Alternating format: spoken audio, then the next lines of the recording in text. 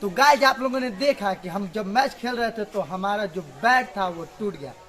तो ये हमारा बैट है। चलिए अब हम इससे बनाते हैं घरेलू जुगाड़ से। तो हमें सबसे पहले ले लेना है एक बोतल और बोतल को दो तरफ से कुछ इस प्रकार से काट लेनी है।